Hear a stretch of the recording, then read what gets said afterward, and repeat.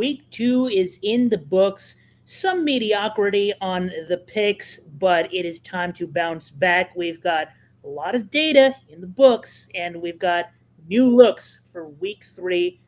This is the Player Profiler Pick Em Hour, fired up by Underdog Fantasy.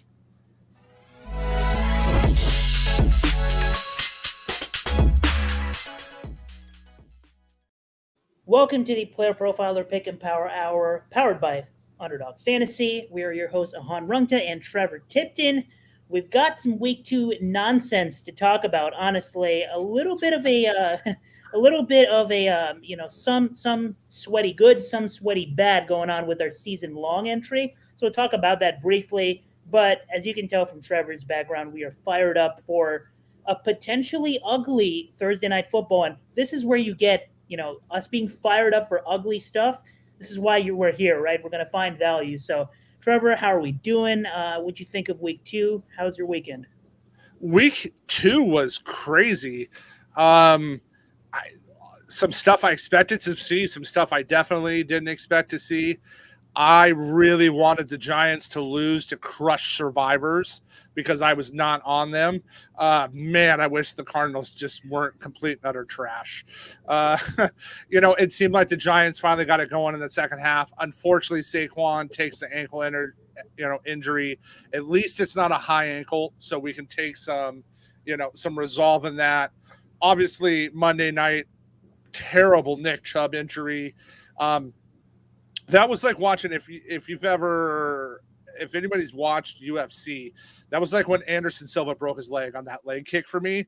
That was just as bad. Like I couldn't watch it again, and everybody was reposting it on social, and I'm like scrolling real fast, like, please get out of here. I don't want any part of that. But we got to see some offenses that I think are going to be interesting moving forward. I love some of the rookies that made some strides. I love how some rookies look. I think there's going to be some value this week. We just started right as the show was starting. Some books just dropped a few of their lines just 30 minutes ago, hour ago on some of them. But it's still not there, right? It's Wednesday. It's early. We really have our Thursday lines. If you've watched my Twitter for the last 12 years, I am a diehard 49er fan. I love the Niners as much as Ahaan loves New England. So now this has to be, I want to ask you about this, right? Because you're in your, early mid-20s now. You've never experienced this in your lifetime. You're now experiencing what it's like for most fan bases in the NFL, right? Like you don't have the best quarterback to ever play, but you've grown up with that, right? Like you literally got to grow up with Brady. So what's this been like for you watching New England, and what are your thoughts so far there? The Patriots, to me, have been a little bit more of a roller coaster of emotions just in these first 2 weeks than many Patriots fans would like to admit, because I feel like most of New England is either on the super negative side, like nothing is good, nothing will ever be good, Mac Jones is horrible, Bill O'Brien doesn't deserve a job, all of our wide receivers shouldn't be playing professional football, and running backs, who even are they? But I feel like the main lesson I've learned about the Patriots is that we've got to get a wide receiver at some point. I feel like the passing up on DK Metcalf and AJ Brown for N'Keal Harry is going to haunt me for the rest of my life. Mac Jones, whether or not people want to admit it, has not looked bad the first 2 weeks. There's a reason the pass attempts have been sky high. He's made a couple of mistakes, but he's also made some really nice plays. And wide receivers are not making plays on balls that really should be caught, and that's happened several times. So I'm just expecting overall on a full season sample mediocrity, to say the least, which is more than a lot of New England fans expect. But the Jets have made it interesting a little bit with their quarterback getting hurt, obviously, which you hate to see it happen that way. But maybe the Patriots don't finish last. Yeah. Same. Our quarterback play for the Niners. Purdy missed 3 basically open touchdowns. Everybody's like, I'm like, guys, he hasn't started a full season of NFL games yet. He's going to have those games. I'm really excited. I like watching him. Billy Muzio and I talked about him last year, and him and I took a ton of flack. What we like watching is Go watch his read progression. Go watch his footwork. Like, he does the things you want to see a quarterback do. So those are things I'm excited about. Monday, and then, you get into a pick'ems. Monday night I was this close. So I hit one fiver. I missed another fiver because Jamal went down. If Jamal's just healthy during that game Monday night, I hit his overs. Like, you saw how they ended up using Tony Jones. He gets 2 touchdowns. We had Jamal for an anytime touchdown. So it was an interesting week. We have the news. Kareem Hunt's going back. The ESPN Yahoo Sleeper Wires, waivers ran last night. High stakes runs tonight. Ford isn't available in most high stakes. He's 100% owned in NFC prime times, 98% in OCs. But it'll be interesting to see what they do with Hunt. I'm actually, I like Pierre Strong there for the upside. Cheap guy. I think he was misused in your neighborhood. And partially it was because who he was behind. He just wasn't getting in front of Ramondre. But I think there's some upside there for him. And we all know how bad Deshaun is now. Like, when you talk about the opposite, I don't like his footwork. I don't like his reads. I don't like his throws. Right? Like, Elijah Moore should have 7 catches for 150 yards if he can throw the ball to him in bounds. Yeah, and I think as someone, just to finish up this 49ers talk, we're not done with 49ers talk today, but just finish up with this Brock Purdy talk. I was not admittedly a huge believer in Brock Purdy. I don't think many were, so it's not even a hot take to say Mr. Irrelevant is hard to believe in immediately. But he's looked like a professional quarterback through the first 2 weeks, and that makes me happy for my Brandon Ayuk shares, because the man has been good at football for a long, long time, and he finally has someone who is getting most of the throws to him. Right? There's some misses, obviously. Nobody's going to be Patrick Mahomes out here, but we're starting to see some of the ceiling for Brandon Ayuk, so that makes me happy. Speaking of New England, we've got Matt Babbage in the chat. Let's keep the vibes good in chat today, because we've got some week 2, more bad vibes to talk about just a little bit real quick. You mentioned Jamal Williams. My main play for that Monday Night Football. I was expecting 2 ugly games. We got to one really ugly game, one semi-ugly game. And my biggest exposure player on that day was Jamal Williams. Of course, he, 9 carries, 29 yards, second quarter gets hurt. It is what it is. But for a season-long entry as well, week 2, some highs and lows here. So first off, the first thing I had on the agenda was Christian Watson needs to play at some point. Now, he did attend practice today, and that makes me happy. I was about to bring that up. We got our boy at practice. I mean, like, if you tell me Jordan Love's going to have this many touchdown throws, I think we're halfway to our prop with Watson, but I'm excited. Like, we need it. We need Watson for 12 games, I think. I think if we get Watson for 12 games, we're going to be fine there. And I'm gonna talk about a little bit about Jordan Love in a minute, but just going through the other ones, real bad here. So David Montgomery, 2 touchdowns in 1.5 games, right? We need 7. Hurt, probably gonna miss a little bit of time. Apparently it was a thigh bruise, but they do have more running backs, behind Craig Reynolds and Jahmyr Gibbs, obviously, as well. So something to keep an eye on. Or Trevor, do you have a specific expectation for what we see from Montgomery, or? I'm not worried about Montgomery. Montgomery's going to miss a couple weeks with that thigh bruise. He is their goal line back. They had to bring in Zonovan Knight. Like, I'm not worried about Montgomery. We saw what this offense is going to do. We saw what the Saints did, right? We know who's getting that goal line work. Like, Jamal, like, we know who they are now. We have seen it. We know who Dan Campbell is. As long as Monty's healthy, which, right, fortunately, it's not an ACL. It's not a Chubb injury. As long as Monty's healthy, I don't see how we don't get there. The real concerning one, though, obviously, I jokingly said this was going to be the toughest one of the entry. Here we are. Zeke is not only has 0 touchdowns, but isn't getting any red zone work. And Mac Jones is on pace to break the it's 2 weeks. I know we're data informed people. I shouldn't be using the phrase on pace 2 weeks in, but I will anyway. It's content. He's on pace to break the pass attempt record for a single season, which was set by Tom Brady several years ago.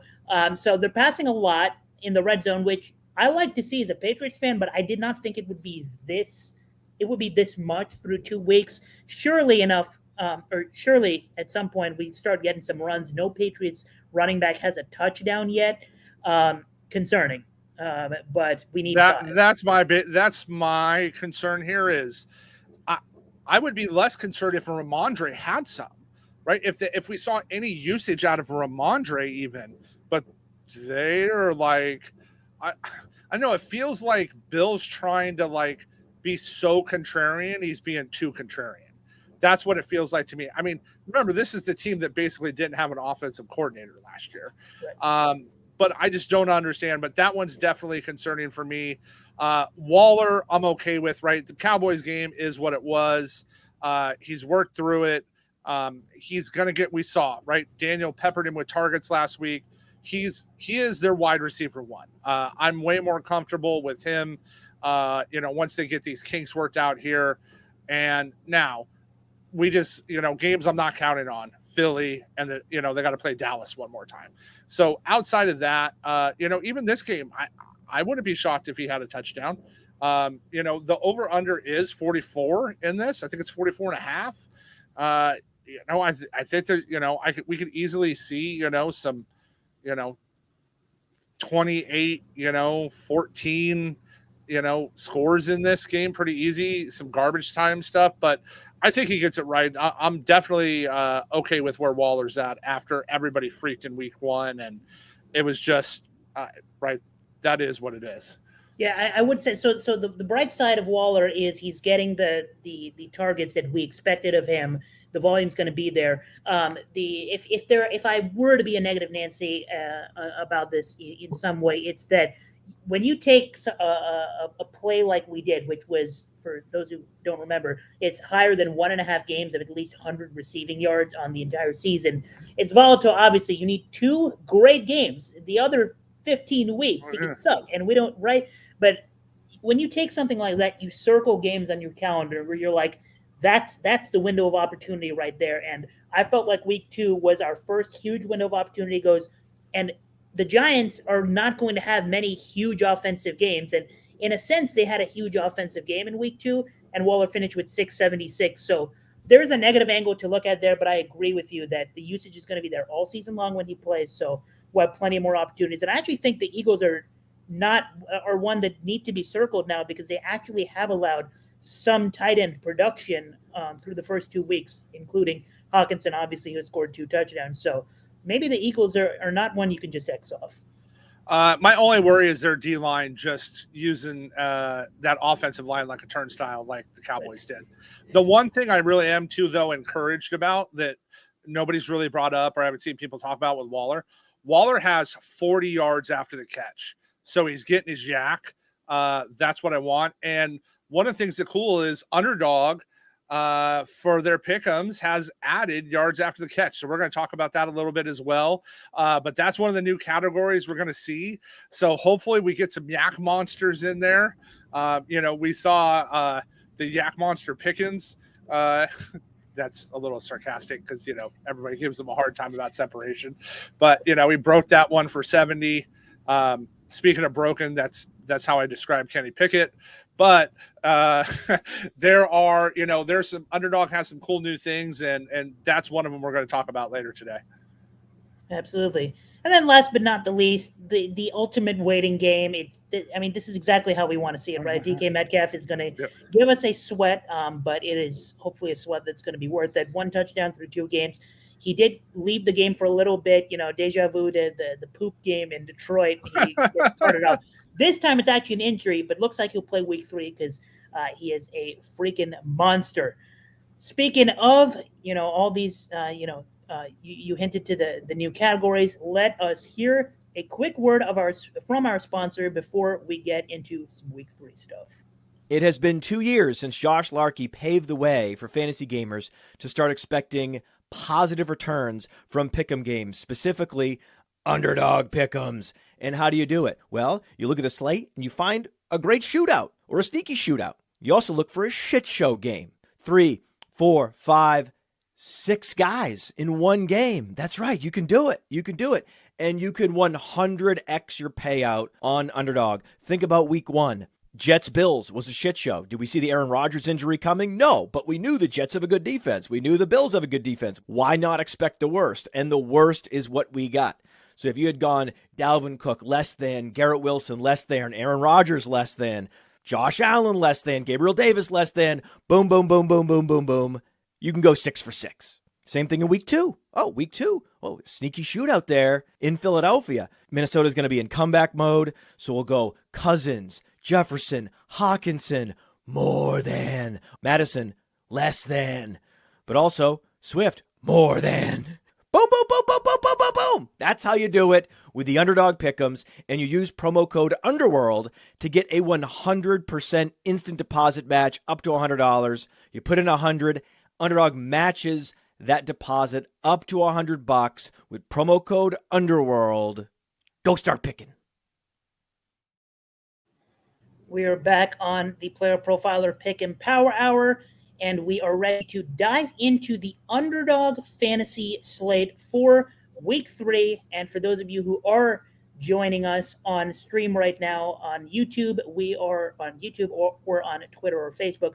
We're about to share a screen and look at this Underdog Pick 'em board ourselves. I'm sharing the wrong thing, aren't I? Sharing the wrong thing.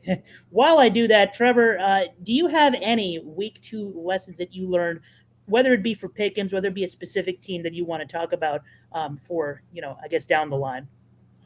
So things I want to attack going forward, I want to attack Carolina's with the run. So when games come up, I definitely want to go after Carolina. They don't have the run defense. I think Houston's going to throw the ball a lot this season, and Dameon Pierce is going to get way less use. I'm really impressed with how CJ Stroud looks. I think he's going to get. I think they're going to be behind so much they have to throw. And I like the Nico Tank Dell combination. If you go look at their targets, their routes, their yards, I'm really excited there. Jacksonville, I think, is going to be a little bit of a crapshoot. I think they showed that they're going to scheme against the defense. They know they have monsters on the offensive side of the ball, and they don't care about fantasy. They care about winning. I think we're going to see weeks where Ridley goes off. I think we're going to see weeks where Kirk goes off. I think we're going to see weeks where Ingram goes off, and maybe a week or two where they run. Now, their run blocking scheme is not good. I'm not a huge fan. So, but I think they have great pass blocking ability. Everybody threw Josh Allen away the first week. He was offensive player of the week the second week. You have to I get we don't want to see anybody start slow. We just got news literally right before the show that the Bears, not only did they get rid of Getty, but they now got rid of their defensive coordinator. They just need to let Fields go play backyard football. I mean, at this point, we saw this last year. They misused him. Then they let him run again. And all of a sudden their offense was efficient. So that's an interesting spot for me. I'm not sure what to think of Monken and the Baltimore offense yet. So those are some of mine. I'm generally once the season gets going, I'm an under guy. I like overs to start because I think they're too low and there's a buy spot. Overall, though, I definitely like unders once the season gets moving forward because we can attack matchups better. The unders are not exciting, or the lowers in the sense of the pick'ems. They're not always the most exciting to the public. To the public, but for me it is, because it is when they hit, because you're sweating it out all game, right? I took a Jake Ferguson under on the sports books last week, and it was under 26.5 receiving yards. If you ask for any NFL player to not get 27 yards, it's going to be a sweat, but it hit. He had 40 yards, and it was fantastic. So I don't mind fading players every now and then. And speaking of fading players, someone that I want to touch on real quick is someone that I think a lot of people just faded because of brand name or, the history, so to speak, and that's Jordan Love. And something I pointed out on Twitter, a couple of days ago was Jordan Love's season through 2 weeks has been somewhat weird, but this was someone I was targeting heavily in fantasy drafts at ADP QB 20 on Underdog, which is what it was, around August. Jordan Love has had a weird season. So first off, obviously, he doesn't have a single snap played from his best receiver, which is Christian Watson. Surely he's struggling, right? Because he's struggled in the past when he's had to play, and now he's without Christian Watson. Well, let's take a look a little bit at the stats. So here are the best EPA per play among NFL quarterbacks on early downs. Number 1, Tua Tagovailoa. Number 2, Jordan Love. How about on late downs? Number 1, Dak Prescott. Number 2, Jordan Love. So the production has been there, but EPA is not, receiver agnostic. It takes into account the entire offense. You take a look at Jordan Love throwing, just look at what he's done specifically, and he's dead last in CPOE, which is completion percentage over expected. So he's done a good job at not making blunders and hurting his team especially without Christian Watson. But at the same time, maybe you can argue that the fantasy production is unsustainable because the touchdown rate is going to go down. But his best touchdown threat is also coming back, which is Christian Watson. So I think the moral of the story is Jordan Love has been put in a great position by the Packers. And I was high on the Packers offense because of guys like Jaden Reed, Luke Musgrave. Now we have Wicks as well. For those reasons, I was high on the Packers offense, and I'm going to continue to be high on them. And I don't think the pick-em market has fully reacted yet. So that's something I'm looking to try. Jalen Reed. You said my boy's name, Jalen Reed. I have a lot of Jalen Reed in Underdog's best ball format. He's one of my highest owned late round guys. Let's talk a little bit about Jalen. He has a 10 ADOT. He has a 26% air yard share of the Packers, and he has 120 air yards already after barely being used in the first game. Sign me up. They're going to use him. You get him. This offense gets dangerous. You get Jones back, you get Watson back. It's Jaden. I know. If you heard me say, if it sounded like Jalen, it's not. I know it. I know it's Jaden NYC. So sorry if it sounds that way, but he's my guy. I'm a big fan. And this is where, one of the things I use is sports books for setting the lines. I've done this a long time. I have been in the high stakes DFS arena for 10 plus years with like real cash invested. And I've played fantasy for plus 20. Vegas is now taking on billions of dollars a month. When I say Vegas, I'm talking about all the sports books. Look at their modeling. They have a really interesting idea of what they're doing when they're handling tens of billions of dollars a month. Now, the great thing is what we're trying to do is expose, hey, they have to put out hundreds of these and we can take them higher or lower. And with what I like here with Underdog is the ability to build these DFS style lineups where I can game stack and I don't have to have 10 guys right. I can have 2, 3, 4, or 5 guys right. Love it. And so Jaden Reed, all in. I'm all in as well. Best comp on Player Profiler on his player page, Stephon Diggs. Worth noting. That is accurate. Pretty good comp. Speaking of, we are going to get right into the Underdog board. And if you are interested, like Trevor was mentioning, if you are interested in sports betting, whether it be game lines, right? The spread for this Giants 49ers game is hovering around 10 points. Or if you just want player props that you can play on the sports books as well, if that is legal in your state, we have a show just for that. It's called The Juice. It runs every Friday night. A really good vibe with our boy Memphis Young, and he walks you through the slate. I've hopped in, a few times, and Memphis thinks a lot like I do with these player props. Goes for the weird ones that nobody wants, and I love it. That's where you find real value. He knows what he's doing, so absolutely recommend. But we're back on the pick'em board, and as you can see on the screen, if you are joining us live, Underdog has been going crazy with the board a little bit. If you missed out last week, they introduced a special that's called 100K Sundays, where each week there's a different 100K Sunday special on the board. As you can see on the screen right now, this week it's Tyreek Hill, total yards at 91.5. But each week, if you make an entry with that pick, either higher or lower, doesn't matter if it wins or not. If you make an entry with that, you get placed in a pool, which is basically a lottery, and 10 people who place an entry with that pick win $10,000 each. If that sounds like a good idea to you, you should probably play Tyreek Hill, 91.5 total yards.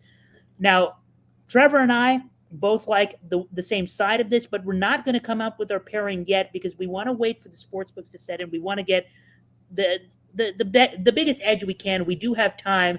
It's going to be live soon, and we're going to have Underdog pick generator picks come out as well. So we're going to find the best pairings for you and come out with those on the bonus show, as usual, which is on Fridays.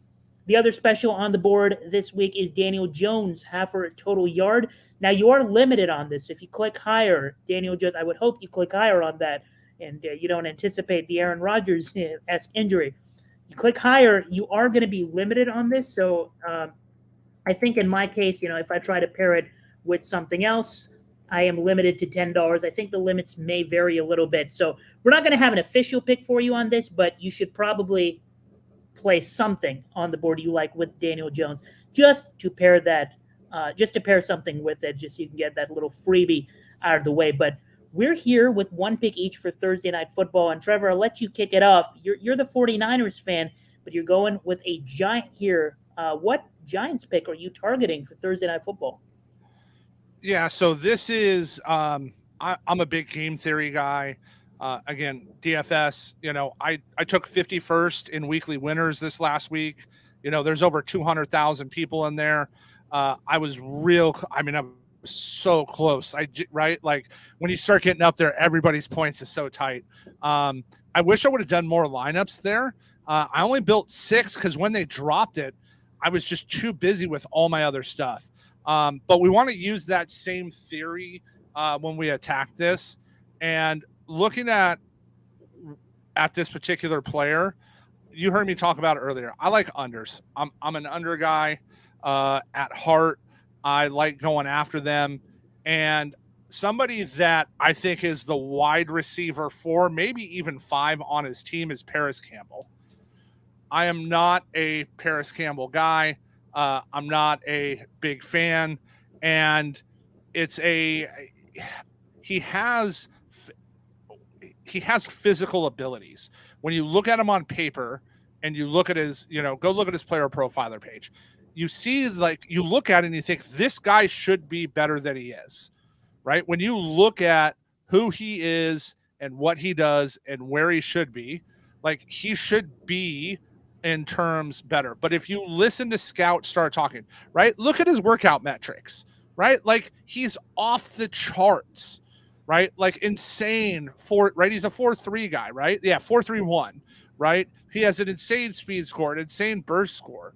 However, it's never translated to the NFL game so far. It didn't ever. He's kind of been a late round darling in the high stakes leagues. Hey, take a shot on him, he's had injuries. He's just never really delivered.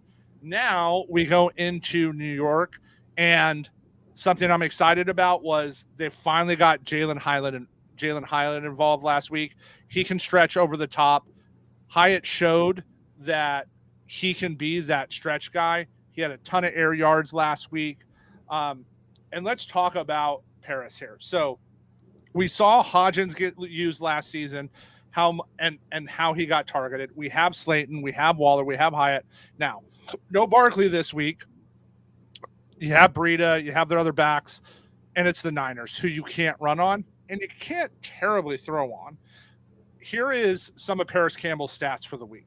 He has a 7% air yard share.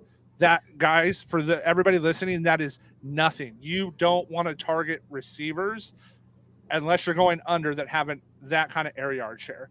He has a 3.6 ADOT. 3.6. That basically means he's taking 2 steps off the line, turning around and trying to catch the ball, or he's getting tackled. Now, people have liked him because he is getting used. He's, especially week 1, he's getting a lot of targets, route run, but he's still, at 5 receptions, he's not getting the yards that we need. So we are going Paris, Campbell under 28.5 receiving yards. He can get 2, 3, 4 catches, and I don't think he comes close. I think at 4 catches, he's still at 20 yards.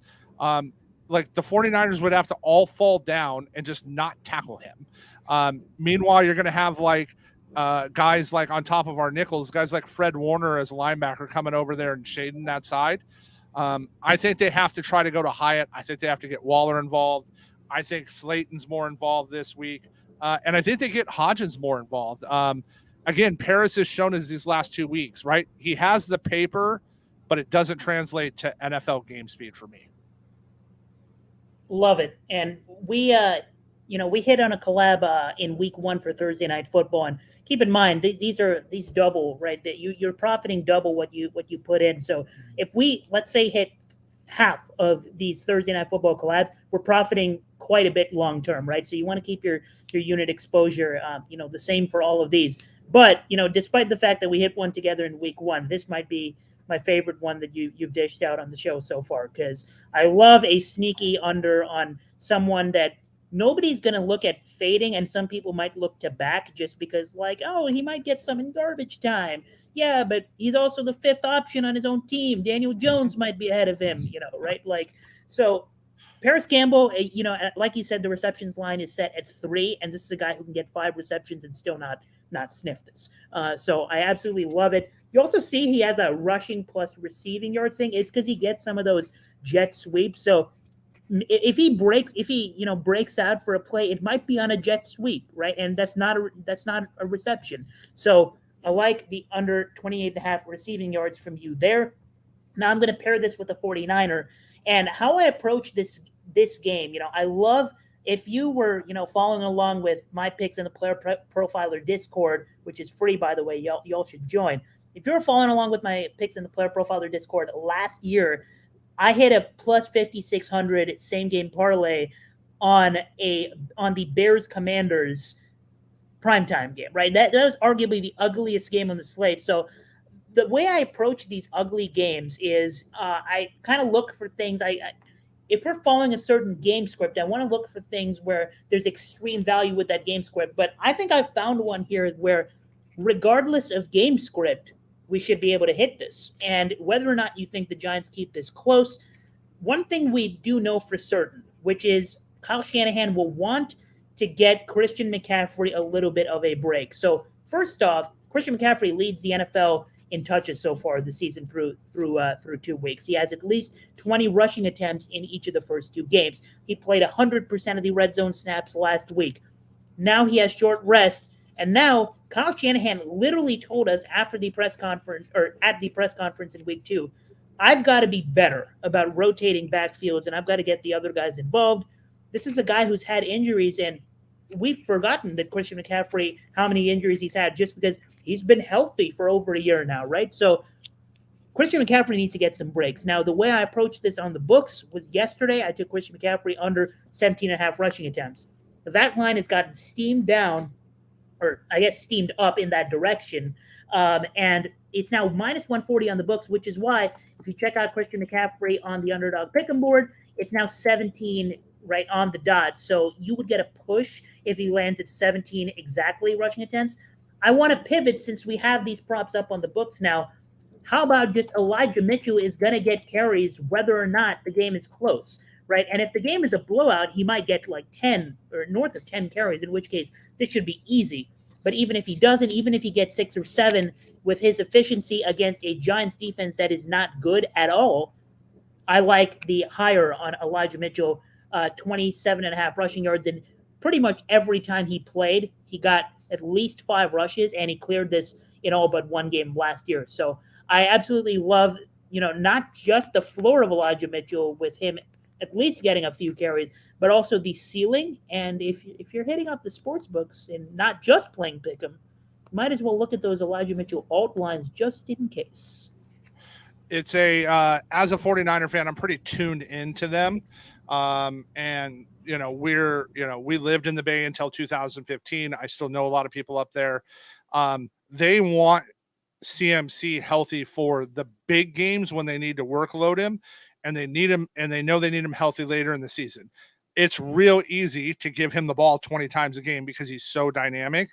I really believe they are going to make it a point from what I'm hearing from behind the scenes. And you have to remember, beat reporters for the 49ers are basically paid employees. So like, if as much as any franchises are, they get access to stuff, and in turn they report what basically the Niners want them to report. It's a but they let them do a lot of inside stuff locally that other teams don't let them do, and that's their trade-off. But I like this play a ton. And as he talked about, one of the things we could look at, you have to remember, guys, there is billions of dollars being bet a month, and we can look at the numbers now because they're all reported, right? One of the things we like is, he talked about, why do I like the under on Paris Campbell? Because he's minus 125 to minus 130 at sportsbooks, right? Eijah, I don't think this closes here. We're going to lock this in today. I think this is going to actually close a little bit higher. And we're seeing, right, it's already up to 115. It's starting to scoot up to 120.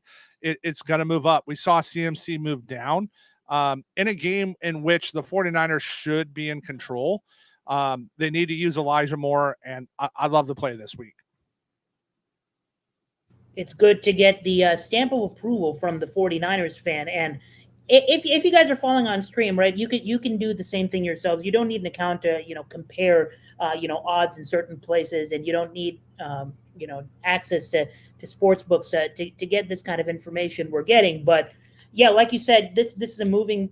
I mean, every market in the NFL is going to be moving all week long, and this is why we're going to come prepared with pivots whenever we see a line that's no longer on the board.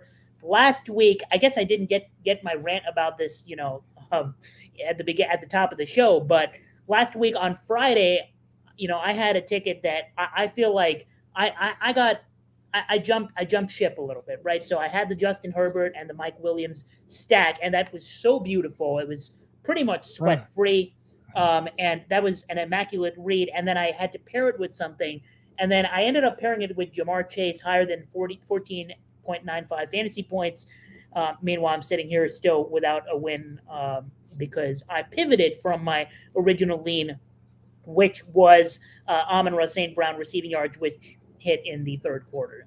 So it's a trade-off between trying to get stuff that you guys can get on stream right away, but also getting the thing that I like best with the highest value.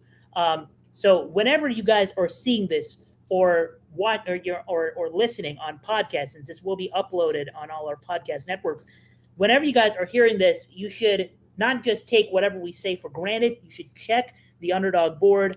We're getting this higher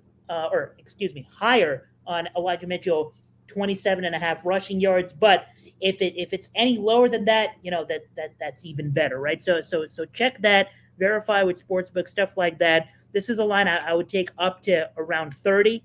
After that, I don't think the sportsbooks are going to move it way past 30. And if it doesn't show you great value, maybe don't go that route. Maybe go a CMC lower than. But as of right now, this is what we're going to lock in.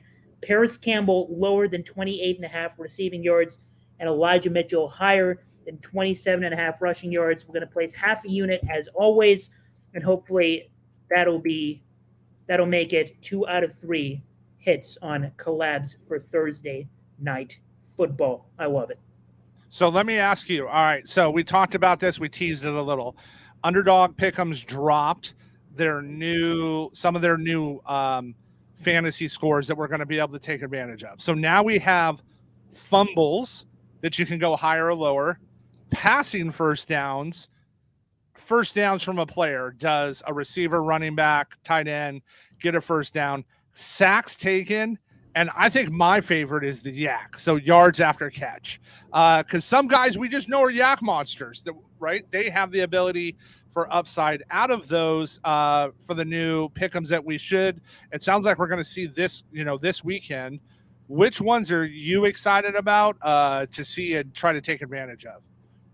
Yeah, I unshared my screen a little too fast. I'm not going to reshare it, but if you guys are following along on the Underdog board, and you can type, for example, Deshaun Watson, higher or lower than half a fumble. So you guys can mess around with these yourselves, or just scroll right and see what novelty sort of picks you have.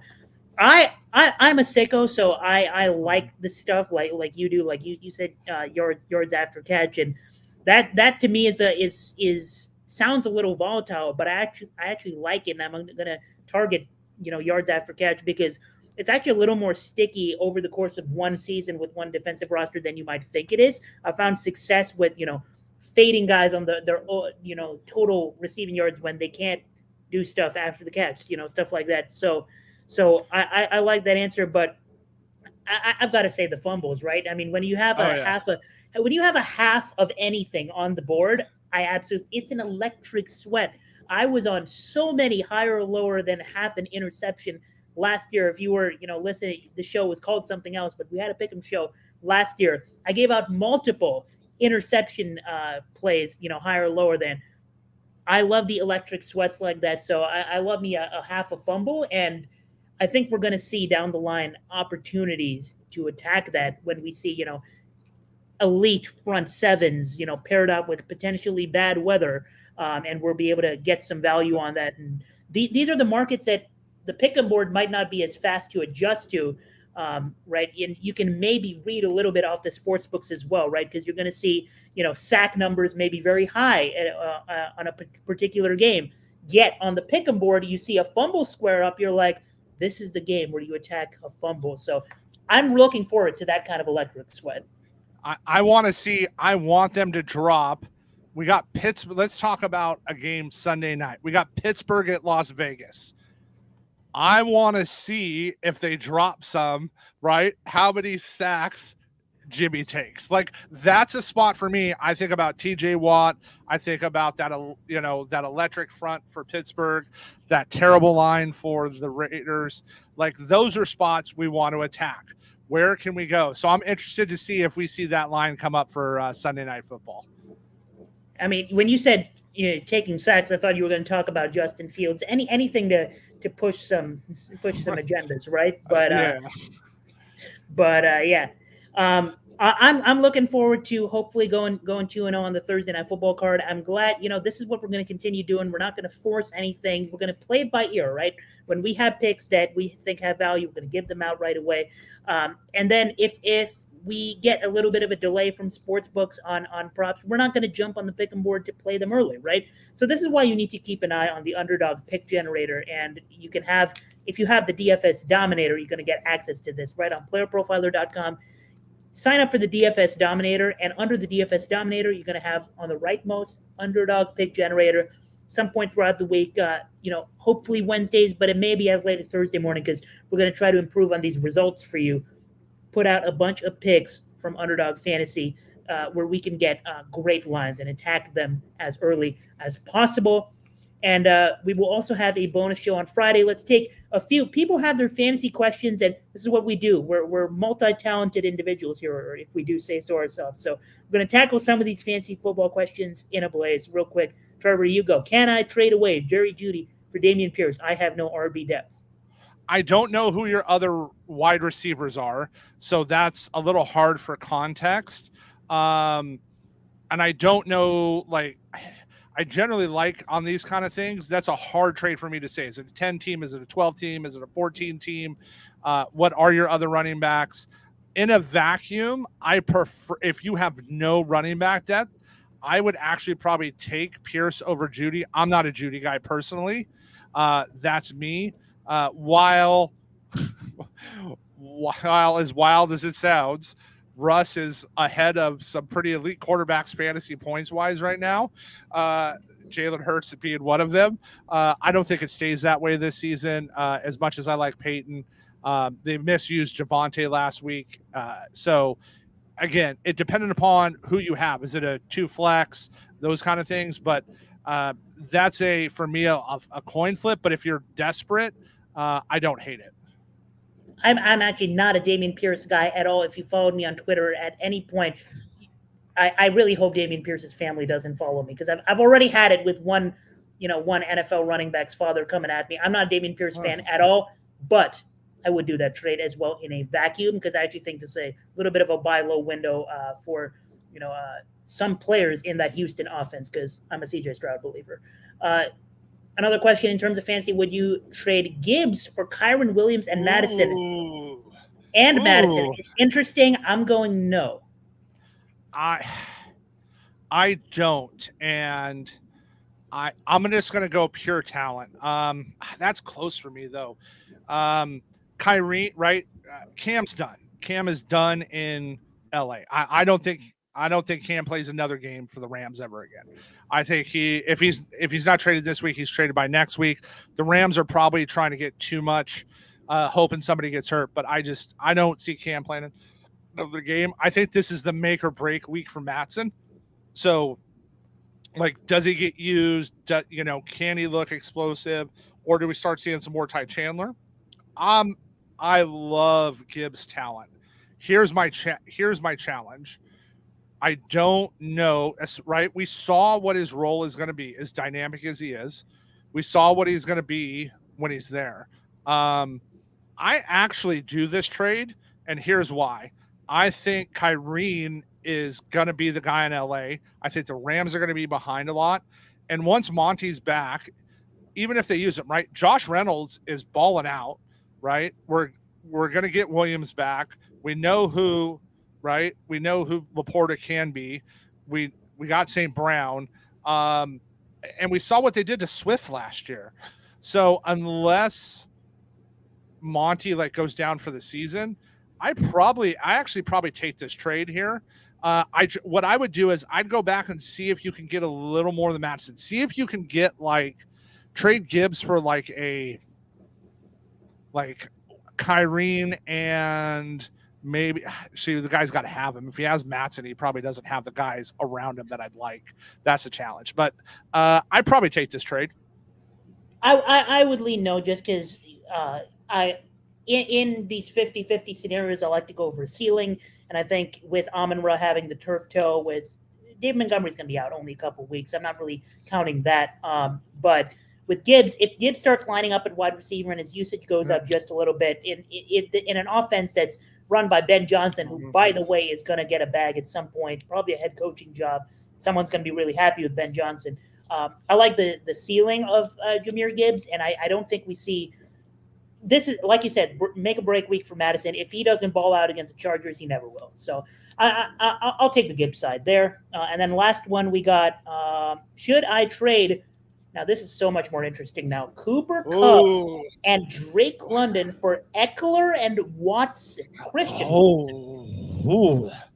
So this is a little bit roster dependent for me. So my question is if, right, I believe I love Drake London's talent. I think Drake London is one of the most talented wide receivers in the NFL. I think he plays for Arthur Smith is the problem. And I think Desmond Ritter's throwing him the ball. We know who Cooper Kupp can be. We also know that, hey, Cooper's in his 30s. It's another hammy injury. If he plays the rest of the season, Kupp could again be a monster. But and I don't know who your running backs are. This is a little tougher. This is close. This is closer for me than I expected to be. But I think this is a great. I'd probably go Ekeler and Watson here. This is a buy low spot on those two for me, and here's why. I think Green Bay and the Chargers are going to have the two of the best offenses in fantasy at the end of the season. And I just don't think London can get there for me. And as we've seen now, the Rams actually have another wide receiver. They have a wide receiver too, which don't forget, they also have Higbee.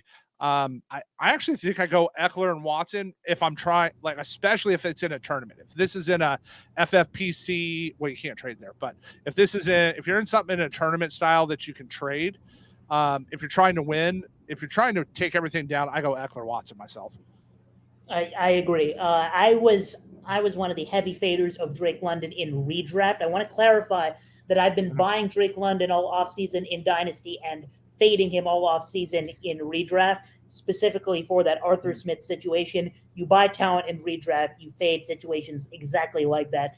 Or you buy talent in Dynasty, you fade situations like that in redraft, and nothing has changed for me on that front. I have Drake London full tier lower than Christian Watson to no fault of his. And with Cooper Kupp, I thought we would get a really nice season from Cooper Kupp, another sneaky top 3, top 5 season. But now you have the injuries, and now you have obviously an injury to Ekeler as well. But the ceiling is so high. We know what that Chargers offense is capable of putting up, up 4 touchdowns any given day, just because they have such a well-oiled machine, so to speak, at offense. And your opinion of the Chargers may vary, but the fact that they'll produce for fantasy is maybe not debatable. That's going to be the last question we take. We do take questions of all formats on this show, and today the main headliner was we gave out a collab for Thursday Night Football. Trevor has Paris Campbell less than 28.5 receiving yards, and I have given you Elijah Mitchell higher than 27.5 receiving yards. We will be back here on all platforms, not the podcast version, but all Facebook, YouTube, and Twitter on Friday at 4:30 p.m. Eastern Time for the bonus show where we dive into the weekend slate for Week 3. Keep an eye out on the Underdog pick generator as well. But for now, we will see you after hopefully another hit for Thursday Night Football.